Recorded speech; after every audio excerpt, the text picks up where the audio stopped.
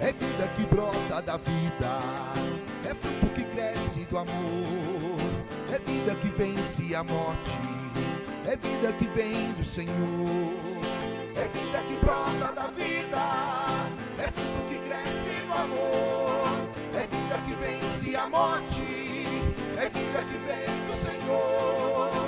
Ei, ei, faço nova todas as coisas, faço nova todas as coisas, faço nova todas as coisas. Ei, ei, ei, faço nova todas as coisas, faço nova todas as coisas, faço nova todas as coisas.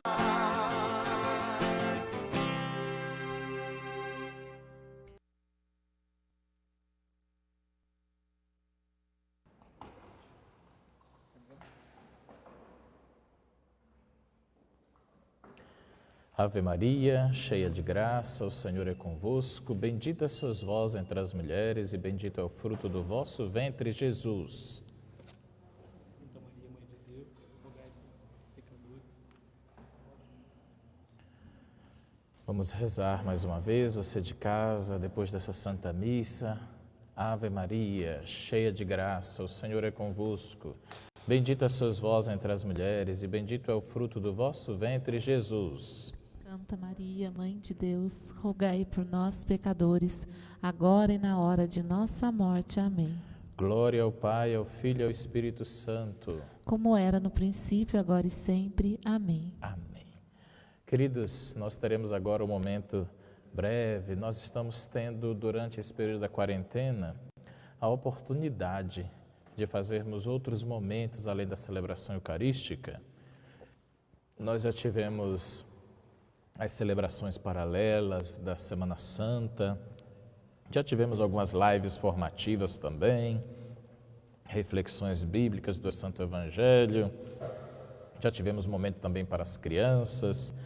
Hoje quis falar um pouquinho para vocês sobre o sacramento do perdão, da reconciliação, o sacramento da penitência. Essa oportunidade que nós estamos tendo de quarentena é para a gente aprender sobre isso. Nós estamos aqui também nos organizando quanto a isto. Nós temos um breve panfleto em que vai subsidiar o que nós vamos querer transmitir para vocês de maneira breve esta noite. Também eu vou pedir para nossos irmãos aqui estarem acompanhando pelo Facebook, os que estiverem também pelo YouTube, o Instagram, vão dando um retorno para a gente também. Nós queremos, em primeiro plano, falar com vocês sobre o que é que a Igreja imagina sobre o sacramento da penitência, o sacramento do perdão. O Catecismo da Igreja Católica, que conduz e que contém a doutrina que nós todos professamos, diz assim: Cristo instituiu o sacramento da penitência para todos os membros pecadores de sua igreja. Isso é a primeira grande informação que nós devemos saber.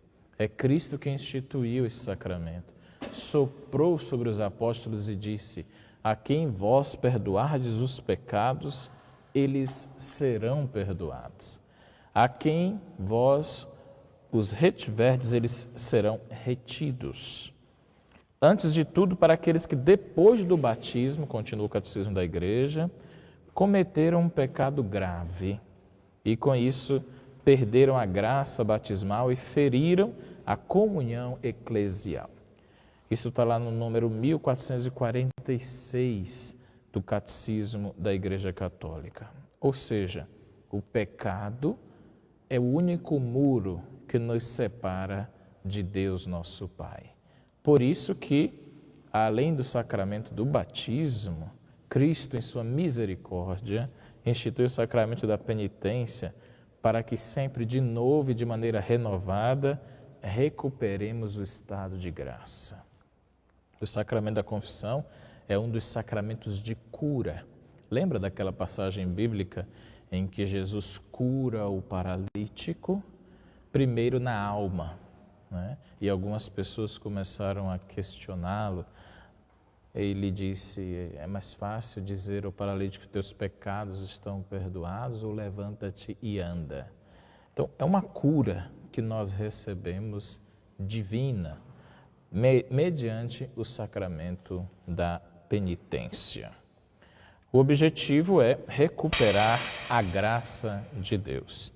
Durante o sacramento da penitência, já nós vamos explicar os passos que ele contém, é o Pai das misericórdias que é a fonte de todo o perdão.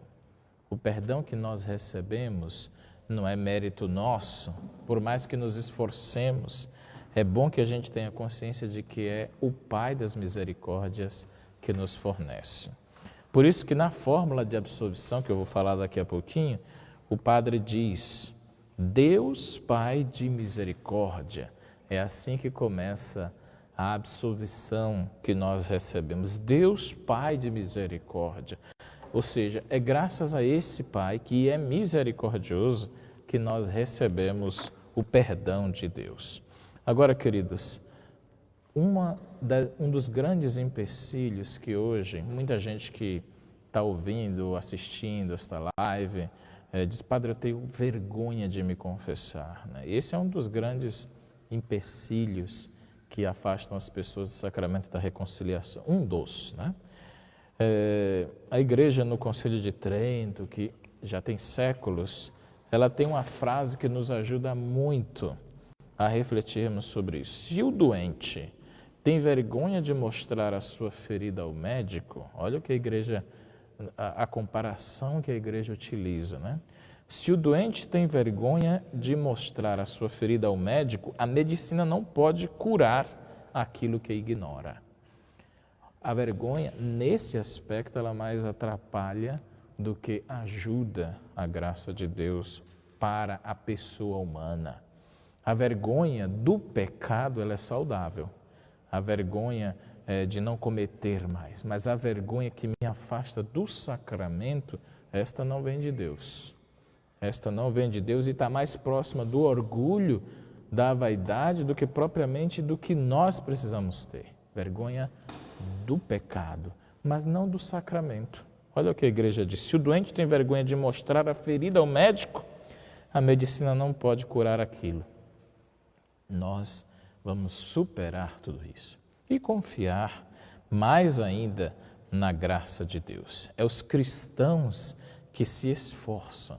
Não é um sacramento fácil, não é um sacramento simples, é um sacramento complexo que exige muito exame de consciência e muita verdade de si para que a pessoa usufrua da melhor forma possível.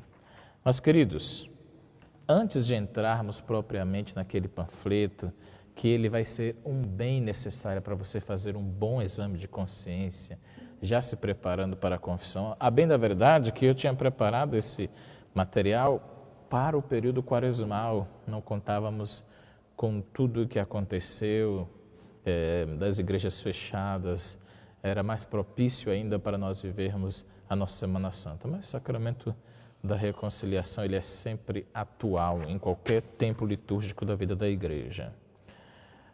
No Código de Direito Canônico, o sacerdote, desde que ele recebe o sacramento da ordem, ele precisa ter, da parte do bispo também, uma autorização para ouvir as confissões. Olha como a igreja é sábia, né? Ela confere o sacramento da ordem e depois a autoridade da igreja, onde está o bispo da igreja, dizia Santo Inácio, confere ao sacerdote, ao neossacerdote, a faculdade de ele ouvir as confissões. Por que o padre está citando isso? Porque quem absolve é o sacerdote validamente ordenado e com autorização da igreja. Ele perdoa os pecados em nome de Jesus, não em nome próprio, né? Em nome de Jesus, porque o mandato parte de nosso Senhor. A quem vós perdoardes os pecados, né?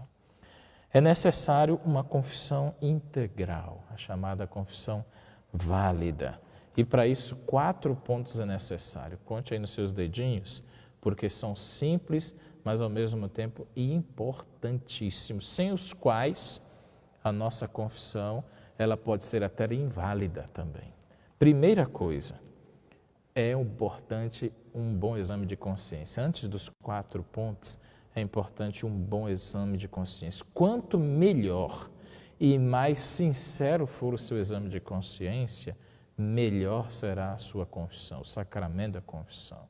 Então, antes de falar os 4 pontos, é necessário que você de casa entenda bem a importância do exame de consciência. Santo Afonso Maria de Ligório, doutor da igreja, padroeiro dos confessores, ele dizia que a voz da consciência é a voz de Deus. Padre, como é que eu vou saber se estou em matéria de pecado? A voz da minha consciência. A voz da consciência é a voz de Deus. Primeiro requisito necessário, essencial para uma boa confissão. Diga os seus pecados graves. Lembra do que nós falávamos há pouco? Se aproximou do sacerdote em matéria de confissão, os dois entram numa responsabilidade imensa. Sigilo absoluto, sacramento confidencialíssimo. Ali, todos dois estão, digamos assim, sujeitos a um momento muito grave e muito especial. E ali o penitente não tem por que ter vergonha. Ele vai diante do sacerdote e diz os seus pecados graves, os pecados que durante o seu exame de consciência pesou e que você quer confessar a Deus. E é preciso que se relate todos eles, a começar pelos mais graves. Você pode também confessar os seus pecados considerados veniais ou os pecados leves, mas o essencial é que você relate os seus pecados graves, aqueles que você fez com consciência, com vontade e com liberdade de fazê-lo. Padre, como é que eu vou saber se o que eu fiz é de fato pecado? Quando eu fiz com consciência, sabendo que era errado, e mesmo assim eu fiz. Quando eu fiz com vontade, ninguém me obrigou. E quando eu fiz com liberdade, eu poderia ter feito a opção de não cometê-lo, mas eu fui livre o suficiente para fazê-lo. Ninguém me coagiu. Isso é pecado. Feito de maneira grave, é necessário a confissão. E o segundo passo, e não menos urgente e essencial, sem o qual não é bom nem aconselhável procurar a confissão se você não estiver arrependido do que fez. É o segundo passo. O ato de arrependimento é expresso pelo ato de contrição. Daqui a pouquinho eu vou citar também. No ato de contrição, as palavras essenciais do ato de contrição é: eu estou sinceramente arrependido. Isso não é só uma fórmula para se decorar. Isso é uma fórmula para apreender de coração. Só se procura a confissão quem está devidamente arrependido do que fez e disposto, pelo menos, a não mais cometer aquele pecado. É somente nestas circunstâncias que a gente procura o sacerdote. Porque confissão não é só desabafo, não é só. Pode ser e até deve conter um grande desabafo, mas ela é, sobretudo, uma manifestação de arrependimento, de que não quero mais cometer aquilo. E no meio de tudo isso, eu deponho diante do sacerdote todos os meus pecados, esperando e confiando na misericórdia divina. O terceiro passo, sem o qual não há uma confissão integral, é que você precisa receber uma penitência. Nos documentos da igreja, a nomenclatura é uma obra de satisfação. O sacerdote, ele sabe disso. Na nossa preparação a gente sempre diz, é preciso, quando atender as pessoas, dar-lhe uma penitência, uma obra satisfatória. Para quê? Não é simplesmente para punir a pessoa, para castigar a pessoa. Não é nesse sentido. A obra satisfatória é um remédio contra o pecado. No momento em que o padre ouve a sua confissão, além de pai, ele é juiz. E naquele momento, ele precisa lhe apontar caminhos. Então, necessariamente, de quem ouve a confissão, o sacerdote vai impor-lhe uma penitência. E você presta bastante atenção, porque a penitência faz parte essencial do sacramento que você está celebrando, que é o sacramento da reconciliação. Então, aquilo que o padre lhe recomenda, observe e cumpra. Cumpra com obediência, porque quem obedece ama. E o quarto e último passo, aí sim, depois de ter ouvido os pecados, da pessoa ter manifestado um arrependimento sincero, de ter recebido a obra satisfatória de penitência, o sacerdote impõe as mãos sobre o penitente e profere a fórmula de absolvição dos pecados. Está vendo? Depois que ele proferiu a fórmula de absolvição dos pecados, você está perdoado em nome de Deus. Não precisa duvidar. Padre, e aqueles pecados que eu esqueci? Não precisa ter escrúpulo, né? Você se aproxima e confessa os pecados todos que vêm à sua mente, à sua consciência. Se você não os omitiu, mas falou de todos os que você lembrava, muitas pessoas até fazem as suas anotações, né? Não se preocupe, fica em paz. Depois da absolvição, você volta para sua casa em estado de graça. Olha aqui, que presente maravilhoso que Deus proporciona através da igreja a cada um de nós. Olha, meus queridos, agora sim, eu gostaria que você adentrasse para o exame de consciência. E aqui, a parte explicativa minha desta live é ajudar você a fazer um bom exame de consciência, se preparando para a sua confissão. Obrigado. Já viram que a gente tem uma equipe boa aqui, né?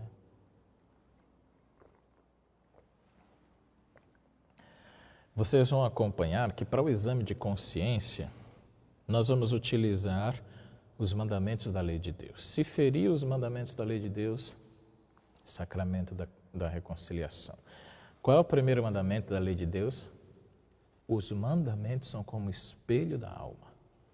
Quando você está de frente do espelho, sempre tem alguma coisa para arrumar, não tem? É o cabelo, é a roupa, é o vestido, é a calça. Quando a gente olha para os mandamentos da lei de Deus, sempre também tem alguma coisa para arrumar. Primeiro mandamento, amar a Deus sobre todas as coisas. Ele ocupa verdadeiramente o primeiro lugar na minha vida?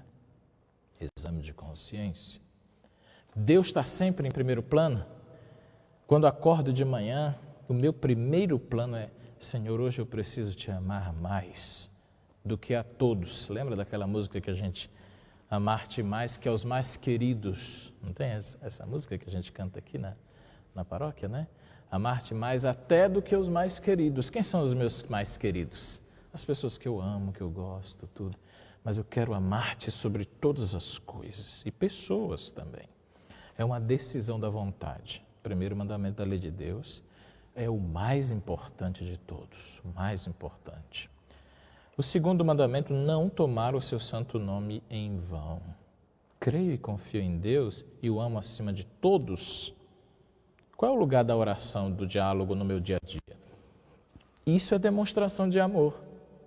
Quando eu amo e não tomo o seu santo nome em vão, eu falo dele na minha oração pessoal. Porque quem ama, encontra tempo, pelo menos para conversar com a pessoa amada. É assim a nossa relação com a oração e nosso diálogo com Deus. É uma questão de amor. Padre, por que rezo? Porque procuro por causa do amor. Terceiro mandamento, guardar os domingos e os dias santos. Participo da minha comunidade paroquial, principalmente das celebrações dominicais, nos dias santos, guardo com diligência os dias santos, recebo a Sagrada Comunhão. Quando se fala guardar os domingos e dias santos, é para a gente refletir como a gente vive esses domingos, né? Como a gente vive esses dias santos. E é também uma questão de amor, porque quem ama vai na casa da pessoa amada, isso é mais do que natural. É para a gente também analisar a nossa consciência. Quarto mandamento, começa a relação que eu tenho com as pessoas de respeito. Honrar pai e mãe. Tenho mantido presença e diálogo dentro da minha família? Olha aí, não pense que só por você se maltrata. Padre, eu não cometo pecado nenhum, só faço mal para mim mesmo. E para quem mora comigo? Opa, se já o faz, é pecado e de matéria grave. A gente precisa se reconciliar com Deus. Honrar os pais é mais do que respeito, é cuidar também. cuidar e deixar-se ser cuidado também, ok? O quinto mandamento precisa ser muito bem entendido, que é o mandamento de não matar. É o respeito à vida humana desde a sua concepção. Portanto, ser contra o aborto não é só uma questão de campanha, de levantar bandeira, de vestir camisa, não é só isso. Isso é importante, mas ainda é pouco. É uma questão de princípios e de mandamento divino. É por isso que eu não mato e nem sou a favor da morte. Então, o respeito à vida humana desde a sua concepção. Ali já não sou eu mais quem determino quem deve viver ou morrer. Ali já é obra divina. É somente o autor da vida é quem é capaz de tirar a própria vida também. O sexto mandamento, não pecar contra a castidade. Este mandamento diz respeito a como eu tenho vivido a minha sexualidade, com responsabilidade e com amor. O sexo é algo que Deus me deu, portanto, tudo que Deus faz é bem feito. A maneira como eu a vivo é que diz respeito ao sexto mandamento da lei de Deus. Mas é importante que nós tenhamos nesse aspecto uma relação saudável com o nosso próprio corpo, com a nossa própria sexualidade e afetividade. Boas amizades, bom companheirismo, ser sincero com as pessoas, isso ajuda a manter a castidade. O sétimo mandamento, os nossos irmãos estão pegando aí também, tentando mostrar para vocês na tela. O sétimo mandamento é o de não roubar. Sou honesto e justo em meu trabalho?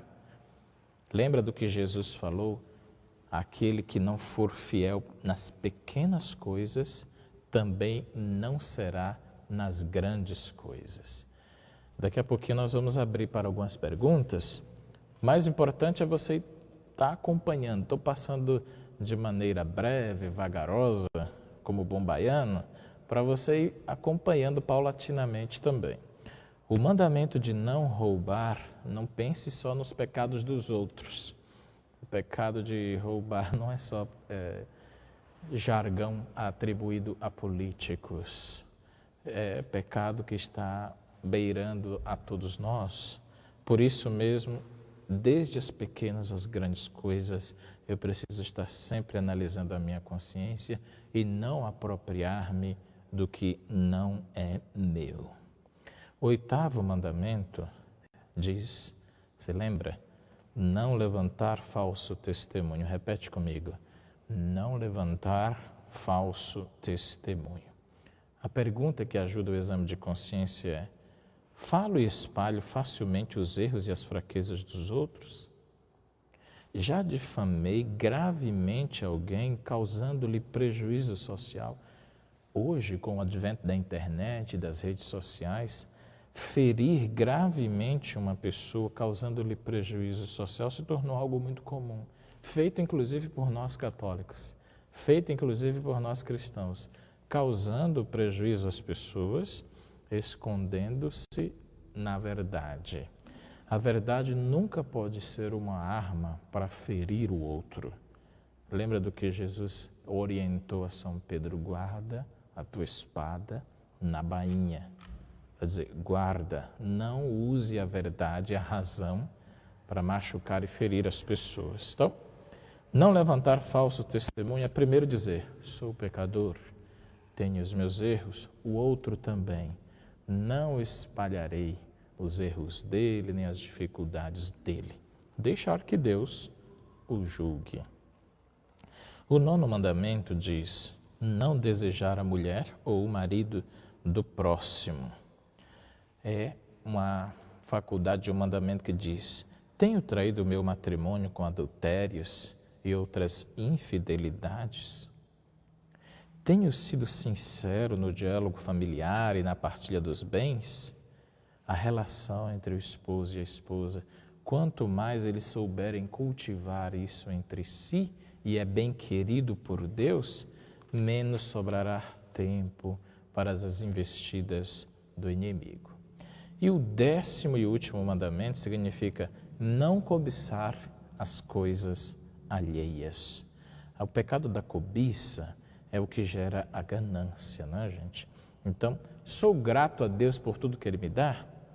Pelo menos o que Ele me deu e o que eu conquistei na base dos meus esforços pessoais é graça de Deus, é presente de Deus. Sou satisfeito? Se sim, dificilmente eu cobiçarei as coisas alheias. Terei um sentimento de gratidão eterno a Deus, nosso Pai. Passei rapidamente esses mandamentos, nossos irmãos foram buscando intercalar com esta imagem para você recordar a importância dos mandamentos divinos. Temos algumas perguntas também?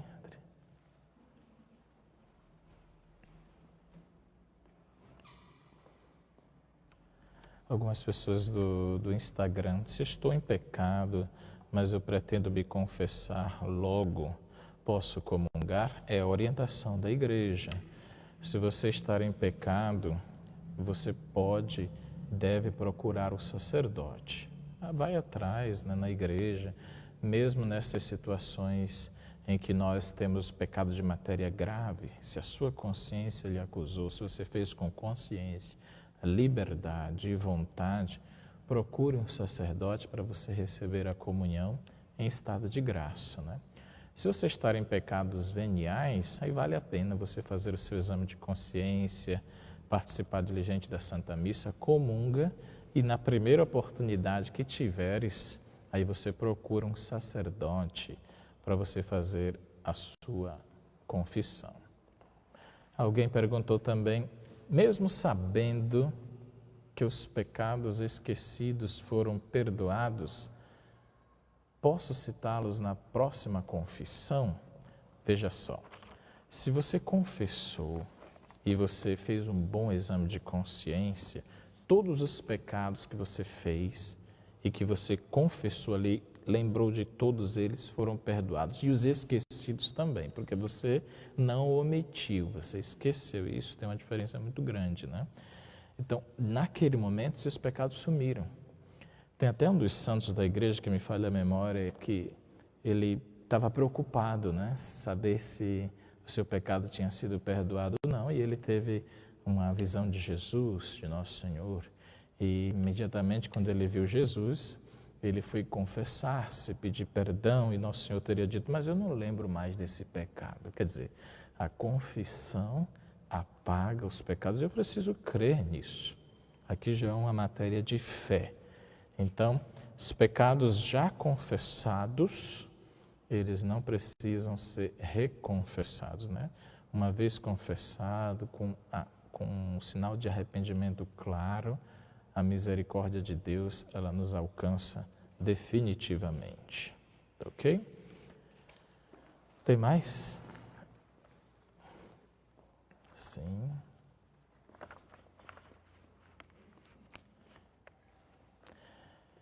Antes eu não sabia da importância do exame de consciência. É uma pessoa que está perguntando, então posso ter me confessado de forma incompleta? O que posso fazer? Não. Incompleta eu não diria, né? Poderia ter sido ainda melhor os sacramentos que você celebrou, as suas confissões, né?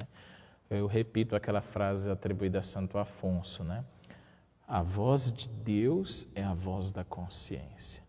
A gente procura um sacerdote para uma celebração do sacramento da reconciliação, antecedido por um bom exame de consciência. Um deles foi esse que eu vos expliquei, baseado nos 10 mandamentos da lei de Deus. Quando você faz um diligente, um bom exame de consciência, a sua confissão se torna atingindo todas as áreas da sua vida, atinge todos os seus relacionamentos consigo mesmo, com Deus, com o próximo. Então você chega para o sacramento da confissão bem preparado. Isso vai fazer com que você também não abuse do sacramento, vai fazer com que você leve com seriedade, com que você se aproxime do sacramento mediante uma preparação, mediante um exame de consciência. Faltar à missa aos domingos é pecado? Sim, nós acabamos de vir observar num dos mandamentos a importância de guardar. Não entenda guardar como ficar guardadinho dentro de casa. Guardar é saber que o dia do Senhor é o dia de domingo. Então, posso fazer tantas coisas, até mesmo descansar, passear com a família, me divertir, mas eu sei que naquele dia, 1 hora, eu preciso dedicar àquele que me deu uma semana inteira de presente, saúde para trabalhar, família, esposa, filhos, trabalho. Esse é o dia do Senhor, a menos que seja por um motivo grave, né? Motivo de morte, motivo de doença, não pude estar na celebração da Santa Missa. Gente, todos esses elementos, você encontra um material muito vasto e importante na internet. Nós queremos proporcionar à nossa paróquia cada vez mais facilidade de acesso.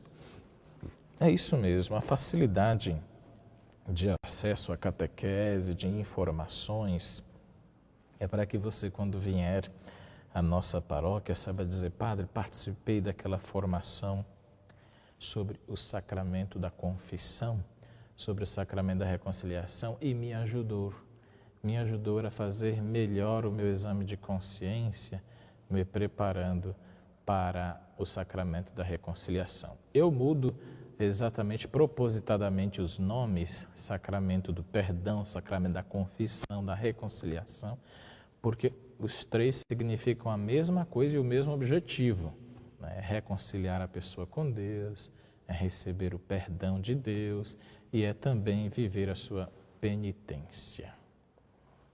O que mais? Uma pessoa que vive outra religião pode se confessar na Igreja Católica? Se a pessoa não professa o nosso credo, o que é que o padre vai? Obviamente, todo sacerdote vai acolher aquela pessoa, né? Ela vai conversar. Aqui vai do senso pastoral de cada sacerdote ou bispo, né? Se ela chegou para se confessar ou mesmo para pedir um aconselhamento, é naquele momento que o padre vai ser um instrumento da graça de Deus na vida desta pessoa. Vai explicar-lhe a doutrina da igreja, vai explicar-lhe a eficácia desse sacramento. O sacramento existe e vai ser a oportunidade que o sacerdote ou missionário vai ter de favorecer àquela pessoa os ensinamentos da nossa fé cristã, da nossa fé católica. Obviamente, meus queridos, teríamos muitas outras perguntas. Quando era mais novo, durante o período do seminário, a gente fazia as missões nas comunidades, as pessoas tinham grande dificuldade de acesso aos sacerdotes, e ali, naquela oportunidade, esta catequese, este breve momento que a gente faz a evangelização aqui para vocês, nós fazíamos para grande número de pessoas. E como é importante para quem não tem tanta facilidade de acesso à informação, saber destas coisas. Vocês estão vendo aí no finalzinho do nosso folheto, os nossos amigos vão pôr na tela, a súplica de perdão ou o chamado ato de contrição. Tem fórmulas diversas na igreja, mas o mais importante está escrito aí, súplica de perdão. Vamos ver se eles dão um foco aqui para a gente. Isto. A súplica de perdão, olha aí o que é necessário. Estar arrependido do que fez, e o ato de contrição ou a súplica de perdão é expressamente aonde eu denoto isso. Senhor, meu Deus e meu Pai, eu me arrependo sinceramente dos pecados que cometi. E novamente ele continua: arrependo-me do mal que pratiquei e do bem que eu deixei de fazer. Quer dizer, além de ter praticado o mal, fui omisso também no que eu poderia ter feito de bom e acabei não fazendo. O ato de contrição, meus queridos, é muito importante para que você também medite nas palavras que você vai dizer, não só ao sacerdote, mas você vai dizer sobretudo a Deus no sacramento da reconciliação. Por fim, os sacramentos da igreja, claro, se a santidade do ministro ordenado ajuda e ele é chamado a viver conforme isso, é muito melhor. mas independe até mesmo disso. Se é um ministro ordenado, se tem o reconhecimento da igreja, vai em busca do sacramento, vai em busca do que esta obra divina pode operar em você. Esse sacramento pode fazer curas, esse sacramento pode restaurar-lhe o estado da graça. E por fim, nós agradecemos você que participou desse momento breve conosco. O que foi que vocês estão falando? Tem mais uma pergunta? Aí, só vem no celular mesmo? O tamanho da penitência que o padre pede é proporcional ao tamanho do pecado da pessoa? A pergunta é o seguinte: a penitência geralmente é dada conforme a análise do sacerdote, né? Então, o sacerdote ouve a confissão da pessoa e, naquele momento, ele, como juiz, é que ele vai dizer qual é o remédio melhor, qual é o remédio que esta pessoa pode ter para que ela possa se viver bem, né? Estar bem consigo mesma. Se ela chegou a esse momento da confissão e conseguiu viver bem, se fez um bom exame de consciência, aquilo com certeza que ela vai ouvir, a recomendação do sacerdote vai ajudá-la no seu processo de santificação também. Vamos encerrar por aqui o nosso momento e as outras perguntas a gente pode até responder na página de nossa paróquia depois. Nós vamos deixar um espaço para que você possa também tirar suas dúvidas, né, sobre esta live que nós fizemos. Depois você pode revê-las, assistir novamente e se aprimorar para que você possa fazer a sua confissão de maneira muito melhor da próxima vez. Esperamos em Deus que tenhamos te ajudado.